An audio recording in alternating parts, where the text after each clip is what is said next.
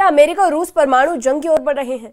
ऐसा हम इसलिए कह रहे हैं क्योंकि अमेरिका के राष्ट्रपति डोनाल्ड ट्रंप ने 2 न्यूक्लियर सबमरीन तैनात कर दी है और वजह बनी है रूस के पूर्व राष्ट्रपति दिमित्री मेदवेदेव की वो धमकी जिसमें उन्होंने डेड हैंड यानी परमाणु पलटवार सिस्टम की बात कही है।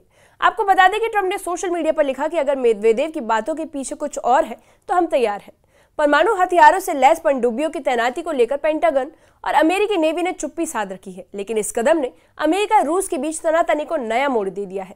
आपको आसान भाषा में समझाएंगे कि ट्रंप को गुस्सा क्यों आया, डेड हैंड सिस्टम क्या है और क्या ये तनाव वाकई परमाणु युद्ध की तरफ बढ़ रहा है। न्यूज़ 18 के सोशल मीडिया प्लेटफॉर्म पर आपका स्वागत है। मैं आपके साथ साइमा परवीन। अमेरिकी राष्ट्रपति डोनाल्ड ट्रंप ने एक चौंकाने वाला बयान दिया है।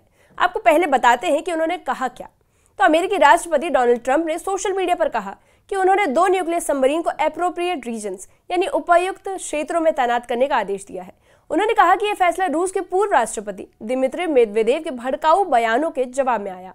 ट्रंप ने चेताया कि शब्द कभी कभी अनजाने में गंभीर परिणाम पैदा कर सकते हैं और उन्होंने उम्मीद जताई है कि इस बार ऐसा न हो। हालांकि उन्होंने ये साफ नहीं किया कि सबमरीन न्यूक्लियर पावर्ड है या न्यूक्लियर आर्म्ड। वहीं अमेरिकी नौसेना और पेंटागन ने भी इस पर कोई बयान नहीं दिया है, लेकिन ट्रंप का ये ऐलान दिखाता है कि अमेरिका अब सिर्फ कूटनीति नहीं बल्कि सैन्य स्तर पर भी पूरी तरह तैयार है। सबसे पहले आपको बताते हैं कि जब ट्रंप ने न्यूक्लियर सबमरीन तैनात करने की बात कही तो लोगों के मन में क्या सवाल उठा।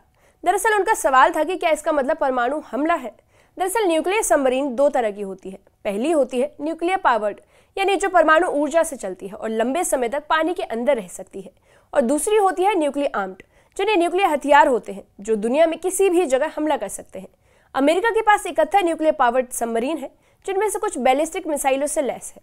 हालांकि ट्रंप ने यह नहीं बताया कि तैनात की गई सबमरीन किस तरह की है, लेकिन ये साफ कर दिया है कि उनका मकसद रूस को एक कड़ा संदेश देना है। अब आपको ये भी बता दें कि क्यों खास है ये पनडुब्बियां। अमेरिका की बैलिस्टिक मिसाइल सबमरीन यानी SSBN को दुनिया की सबसे घातक और छिपी हुई परमाणु ताकत माना जाता है। ये समुद्र की गहराई में रहकर दुश्मन पर पलटवार के लिए हमेशा तैयार रहती है।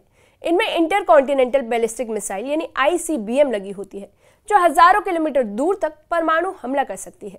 इनका काम होता है दुश्मन को ये यकीन दिलाना कि अगर उन्होंने पहला हमला किया तो जवाब और भी विनाशकारी होगा। इसे ही न्यूक्लियर डिटरेंस भी कहते हैं। ट्रंप ने इसका जिक्र करते हुए ये संदेश दिया है कि अमेरिका युद्ध नहीं चाहता, लेकिन अगर रूस आगे बढ़ता है तो अमेरिका की प्रतिक्रिया बेहद गंभीर होगी। अब जब ट्रंप ने अहम कदम उठा लिया है तो आपको ये बता दें कि मेदवेदेव की डेड हैंड धमकी क्या थी। तो दरअसल रूस के पूर्व राष्ट्रपति दिमित्री मेदवेदेव ने डेड हैंड धमकी का एक नाम खतरनाक सोवियत युग प्रणाली की याद दिलाई है। उन्होंने कहा कि अगर रूस पर हमला हुआ तो ये सिस्टम अपने आप परमाणु हथियार लॉन्च कर देगा, भले ही पूरी लीडरशिप खत्म हो जाए। अब आपको बता दें कि उन्होंने टिप्पणी ट्रंप के उस बयान की बात की जिसमें अमेरिका ने रूस को यूक्रेन में युद्ध रोकने के लिए 10 दिन का अल्टीमेटम दिया था। ट्रंप ने इसे गंभीर धमकी माना और कहा कि अगर ये बातें सिर्फ शब्दों से आगे बढ़ी तो अमेरिका पूरी तरह तैयार है। वहीं आपको बता दें कि मेदवेदेव का ये बयान वैश्विक स्तर पर डर फैलाने वाला माना जा रहा है। अभी आपने सुना कि मेदवेदेव की डेड हैंड धमकी क्या थी, तो अब आपको ये भी बताते हैं कि डेड हैंड क्या है। दरअसल डेड हैंड एक पुरानी सोवियत प्रणाली है जिसे पेरीमीटर भी कहा जाता है। ये सिस्टम एक विचार पर आधारित था कि अगर रूस पर परमाणु हमला हुआ और उसकी पूरी लीडरशिप खत्म हो जाए तो ये सिस्टम खुद ब खुद परमाणु मिसाइलें लॉन्च कर देगा। ये कोल्ड वॉर के ज़माने में बनाया गया था और आज भी इसके एग्जिस्टेंस को लेकर ज़्यादा श्योरिटी नहीं है, लेकिन कुछ विशेषज्ञ कहते हैं कि ये बंद हो चुका है। लेकिन रूस के अधिकारियों द्वारा इसका नाम लेना भी पश्चिमी देशों के लिए एक गंभीर संकेत है। ट्रंप ने इसे खतरनाक और गैर जिम्मेदार बयान बताया जो दुनिया को गंभीर परिणामों की तरफ ले जा सकता है। हालांकि इस पूरे विवाद की शुरुआत ट्रंप के उस बयान से हुई जिसमें उन्होंने रूस को 10 दिनों में यूक्रेन में सीज फायर करने का अल्टीमेटम दिया था। उन्होंने चेतावनी दी थी कि अगर युद्ध नहीं रुका तो अमेरिका न सिर्फ रूस पर बल्कि उसके तेल खरीदने वाले देशों पर भी भारी टैरिफ लगाएगा। ये एक आर्थिक दबाव बनाने की रणनीति थी, लेकिन इसका असर सीधे कूटनीतिक रिश्तों पर पड़ा है। मेदवेदेव ने इस धमकी को कहा और जवाब में परमाणु विकल्प की बात कर दी। ट्रंप की ये टाइमलाइन 8 अगस्त तक की थी, लेकिन रूस ने इस पर कोई भी पॉजिटिव रिप्लाई नहीं दिया है। लेकिन इसी बीच आपको बता दें कि मेदवेदेव ने पलटवार किया है। ट्रंप के बयान पर प्रतिक्रिया देते हुए मेदवेदेव ने अपने सोशल मीडिया पोस्ट में अमेरिका और भारत दोनों की अर्थव्यवस्था को डेड इकोनॉमीज कहा। उन्होंने ट्रंप की फिल्मों का भी मजाक उड़ाया और कहा कि वो शायद वॉकिंग डेड जैसी फिल्में ज्यादा देख रहे हैं। साथ ही उन्होंने ट्रंप को चेतावनी दे दी है कि अगर रूस की सैन्य ताकत को हल्के में लिया गया तो ये पलटवार सिर्फ ताना नहीं बल्कि उसमें डेड हैंड जैसे पुराने सिस्टम का जिक्र कर हमला किया जाएगा। ये बयानबाजी अब शुद्ध मजाक से निकलकर खतरे की संकेत देने लगी है। इस पूरे विवाद में भारत भी अचानक चर्चा में आ गया है। जब ट्रंप ने भारत से आने वाले कुछ उत्पादों पर 25% टैरिफ लगाने का ऐलान किया। वजह यह बताई गई कि भारत रूस से सस्ता तेल खरीद रहा है, जिससे अमेरिका के दबाव की रणनीति कमजोर होती जा रही है। इस फैसले से भारत अमेरिका व्यापारिक रिश्तों पर असर पड़ने लगा है। भारत की प्रतिक्रिया भी सामने नहीं आई है, लेकिन रूस ने ट्रंप के इस कदम का जमकर मजाक उड़ाया। अब आपको बता दें कि ट्रंप का ये बयान क्या बताता है। तो ये बताता है कि वे रूस के साथ साथ उसके सहयोगी देशों पर भी दबाव बनाना चाहते हैं। वहीं रूसी सांसद विक्टर ने ट्रंप की न्यूक्लियर सबमरीन तैनाती की धमकी को हल्के में लिया और कहा कि रूस की सबमरीन क्षमता अमेरिका से कहीं ज्यादा है। उन्होंने दावा किया कि ट्रंप की भेजी गई सबमरीन पहले से ही रूस की निगरानी में है। उनका यह बयान दर्शाता है कि रूस ट्रंप के ऐलान को हल्के में ले रहा है, लेकिन यह भी मान रहा है कि समुद्री मोर्चे पर उसे सावधान रहना होगा। अब आपको यह भी बता दें कि ट्रंप के ऐलान के बाद क्या हुआ। तो उसके ऐलान के बाद सबसे दिलचस्प बात यह रही कि अमेरिका की नौसेना और पेंटागन ने इस पर कोई टिप्पणी नहीं की। आमतौर पर न्यूक्लियर सबमरीन के मूवमेंट को पूरी तरह गुप्त रखा जाता है, ताकि दुश्मन को पता न चल सके कि हमला कब और कहां से हो सकता है।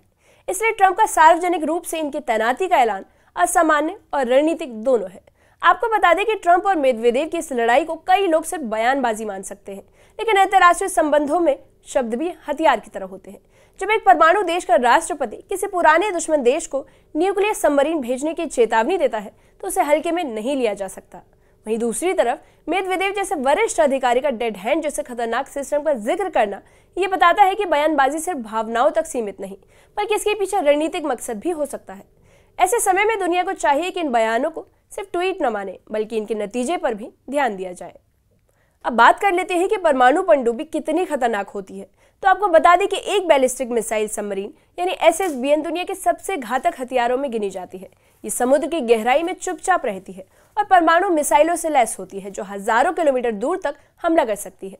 इनमें मौजूद ट्राइडेंट या मिनटमैन जैसे हथियार एक झटके में पूरा शहर तबाह कर सकते हैं। अमेरिका के पास 14 SSBN है, जो हमेशा गश्त करती रहती है, ताकि कोई भी हमला हो तो जवाब तैयार रहे।